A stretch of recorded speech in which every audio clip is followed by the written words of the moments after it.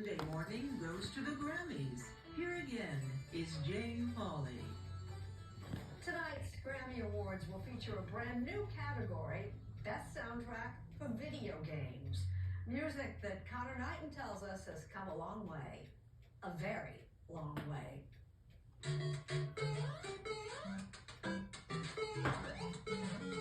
This theme from Nintendo Super Mario Bros. May be one of the most recognizable songs from the 1980s.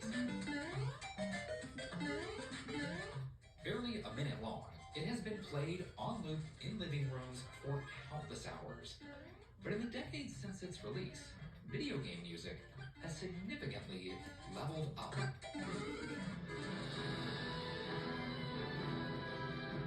Last month, the Utah Symphony devoted an entire evening to game music. At this sold-out show in Salt Lake City, an enthusiastic crowd dressed to the nines packed the concert hall just to hear the audio from their favorite video games.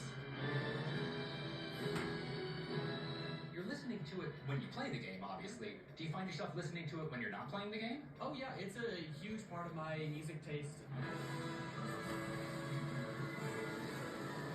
Today's games feature complex orchestral scores. Most people don't understand that we do write real music. A lot of people just think it's the blips and bloops from the old days. All of this stuff. Janine Cowan is the chair of the University of Southern California's Department of Screen Scoring, which trains budding composers to write for any sort of screen. Good composers are good storytellers, and we want to work on these properties that are telling great stories. While early games like Pong and Pac-Man did not tell much of a story, the advent of CD-ROM technology allowed game designers to create much more complex worlds, with more complex music to match. With digital audio, then we had a lot more space in order to put on actual tracks of recorded audio. A real violin, a real timpani. Violin, a real orchestra. Best-selling series like Animal Crossing and Call of Duty feature hours of original music. The most interesting projects I've ever been asked to score have been games. And I've scored film and television. Professor Gary Scheinman got his start composing for shows like Magnum P.I., in which he'd create music to match the exact action on the screen. But when composing for a game like BioShock, he has to create an entire suite of songs that can loop and layer dynamically, all depending on what the player decides to do.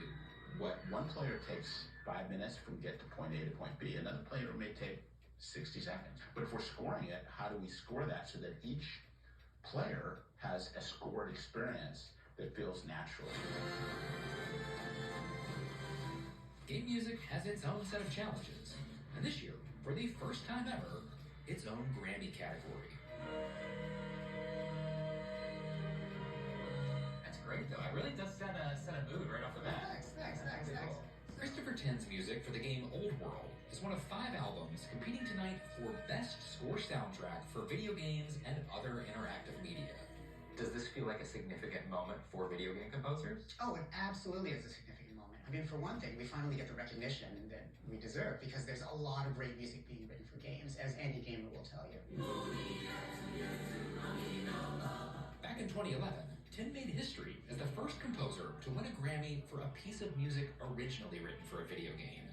His song Baba Yetu won the category recognizing arrangements after he released it on his own album. But gamers had first heard the song years earlier in the hit game Civilization 4. Do you think that exposed you to a new audience?